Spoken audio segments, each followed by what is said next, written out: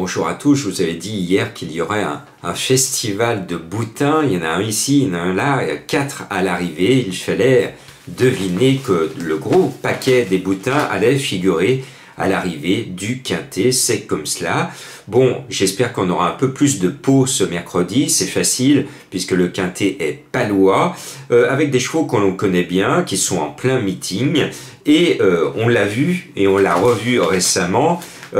Il faut trouver le Saint Graal pour toucher les tiercés à Pau. Et vous l'avez deviné, c'est l'entraîneur Graal que je cite parce qu'il nous a fait 2 jumelés gagnants dans les rares quintets de cet hiver à Pau. Donc cette fois, il n'en a pas 2, il n'en a qu'un. Donc je n'hésite pas une seconde à mettre le 8 Black Boa en tête de ma sélection en espérant qu'il profite de la grande forme de ses compagnons de boxe dans les tiercés. Et puis, en haut de tableau, il y a des chevaux que l'on connaît bien, qui sont chargés, et vous le savez, je suis hostile à ces chevaux surchargés, 71, 72 kilos, mais ils ne sont que 14 partants, je suis obligé de les mettre, mais j'ose espérer qu'ils vont rester debout. Bon, au passage, je vous remets ma pétition pour interdire à ces chevaux de porter plus de 70 kilos.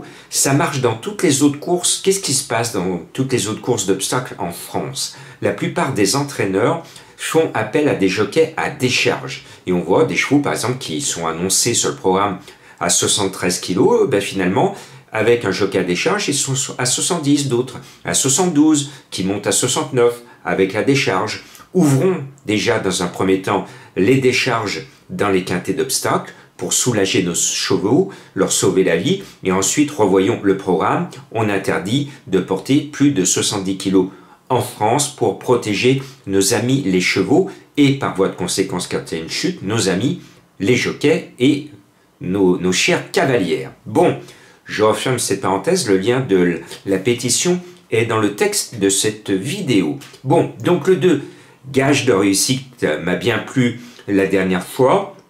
C'est un dur à cuire, il est solide, il cherche sa course cet hiver, il est préparé pour gagner avec Clément Lefebvre, simplement il a 71 kilos sur le dos, et pire pour le numéro 1, Anki The Best, 72, mais l'animal m'a plu, il vient de bien gagner, je suis un fan de Luca Zuliani, donc je suis obligé de le mettre.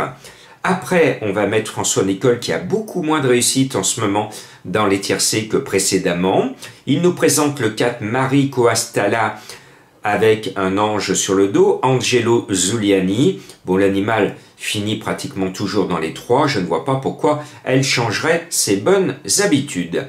Et puis, le 6 Picalina vient de bien courir dans un lot référence, associé à la Cravache d'Or 2022 James Revelet. L'animal doit une nouvelle fois se retrouver à l'arrivée. Alors là c'est un peu facile, c'est des favoris, donc j'ai été chercher une difficulté en bas de tableau. Le 14 Always Love You, eh bien on lui dira I Love You, c'est on le touche à belle cote au passage du poteau. Il est en forme, il est bien placé au poids, et sur ce parcours sélectif de 4000 mètres, eh bien, un poids plume, c'est quand même sympa. Ça permet de s'envoler dans la dernière ligne droite.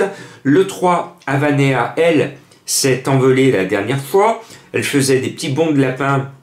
Elle gambadait toute heureuse la dernière fois. Je vous en avais fait l'écho que j'étais surpris par cette façon, au bout de 4000 mètres, en terrain très lourd, de finir comme un lapin qui court après la carotte.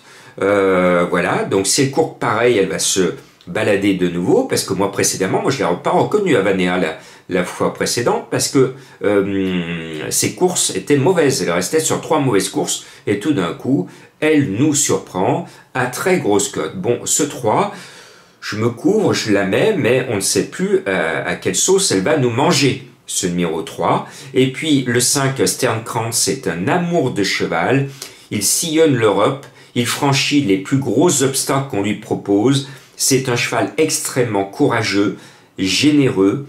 Son entraîneur Vanna Junior mérite qu'on le salue parce qu'il est peu médiatisé. Et c'est dommage parce que c'est un bon entraîneur qui arrive à mécaniser ses chevaux d'obstacles et il court un peu de partout en Europe. Ce 5 me plaît bien. Je n'ai pas pu mettre son compagnon d'entraînement Lord Dragon, mais je ne peux pas tous les mettre. En plus, il n'y en a que 14, donc ce numéro 5 devrait compléter la bonne arrivée. Et puis, vous le voyez, pour les abonnés des Pronos du Cœur, ils ont eu la joie aujourd'hui à Bordeaux. Je salue Julien qui se remet, qui est sorti de l'hôpital, mon webmaster. Donc merci pour vos messages pour lui de prompt rétablissement. C'est lui qui bosse avec moi au Pronos du Cœur. Ben justement, il est bordelais. Et à Bordeaux, j'ai donné quand même notre chouchou lyonnais à mes abonnés, Drop des Duriers, que j'avais vu il y a quoi, 10 jours en arrière à l'entraînement chez Grégoire Rachestin. Et j'étais chaud pour le glisser l'arrivée. Et mes abonnés ont profité de ce gagnant à 44 contre 1 et du trio que je donnais dans la foulée qui était Chassid. C'était mon chouchou lyonnais, Drop des Duriers, c'était éditeur Laravel que je connaissais bien dans les tiercés, et le gros favori qui était la troisième.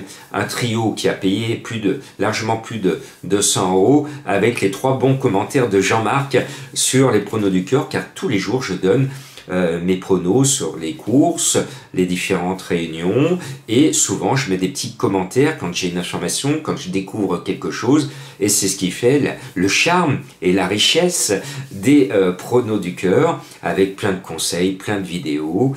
Voilà, merci de me suivre, merci à tous ceux qui ont envoyé des messages de prompt rétablissement à Julien, et bravo, merci de me suivre de partout dans le monde.